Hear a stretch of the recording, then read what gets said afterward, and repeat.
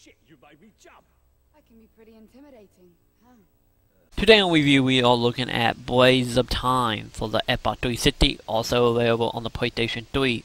The story of Blades of Time takes place as you play as the character Zumi and her sidekick Zero, who are called treasure hunters and have traveled to another dimension called Dragonland, hunting for great treasure and all-around adventure. But once they get there, they realize not exactly as they were wishing it would be, and be thrown into pretty much in the middle of a civil war that is happening between the Chaos and the Sky Guards over the land. And outside of the Civil War happening, other civilians, might it be who came there for religious belief or came there also looking for treasure, also pretty much caught in the middle. And the one thing that made Blades of Time very unique outside of any other action-adventure platformer style game, the core ability to control time. This will play into a lot of things within the game. Might it be using time manipulation to solve a puzzle, or actually using it in combat. The combat itself is extremely deep and really challenging in most places. This is a game where you will gather a lot of combos, and to make it true to the game you will have to learn the combo, and in many cases will like, depending on what enemy you're going against, of what combo to use against the enemy. And the leveling system in this is not really much of a leveling system, and more every now and again you will stumble across a statue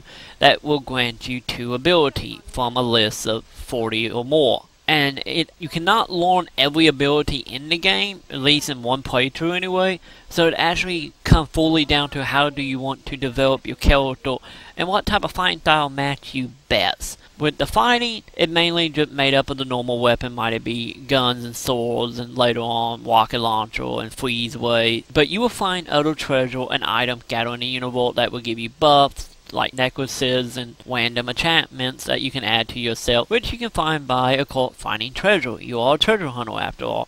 And with it you have a compass, which can show you the way you actually gotta go for the real story, and well, in theory, well, a treasure chest will actually be hidden. But in many cases, the treasure chest is hidden and actually come down to a little bit of problem solving, trying to figure out how to get to them.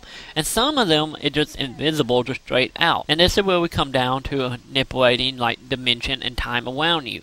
You will gain an ability to make a little bubble around yourself, which will show item which is lost in time or other dimension, depending on how you want to look at this. And you have to be in that bubble to get it. And also they play into some of the combat scenario. With some of the combat, you will end up fighting enemies that will slow down time around you, and the only way you can actually fight in normal speed would be using this ability, and staying within the bubble equates. But this ability is also used for puzzle solving. In many cases, you will find a couple puzzles where you will have to bend time around you to actually solve the puzzles. And when it comes to the combat side of using time control, you have the ability to rewind time and in return make a doppelganger who will fight right beside you the whole time, or late for a certain amount of time depending on how far time you roll back. And this is where some of the extra strategy come from. And some enemy you will fight that will have shields and other magical abilities on them that you can't exactly take out alone. So it comes down to running up, doing a couple combo, rewinding time, doing some more combo, and make multiple duplications of yourself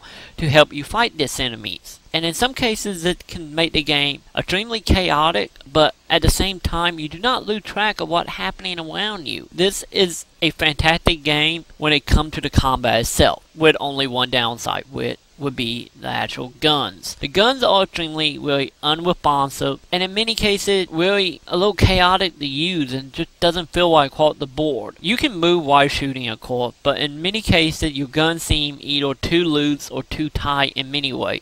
So it mainly comes down to pointing your gun in a position and then just moving left and right and shooting instead of actual aiming, which is kind of a downside. But the gun is not exactly a must-need item except in a few scenarios, mainly when you start fighting other humans, with they will have guns, and I can say this is the most irritating part of the game when you are actually fighting humans. As long as you're not fighting humans, the combat is fantastic, deep, rewarding, and all around just fun throughout. And then outside of the actual single player, we actually have a fairly in-depth multiplayer system here. Sadly, not very many people are playing this, but if you can find a couple people, or you can play this also solo if you so desire.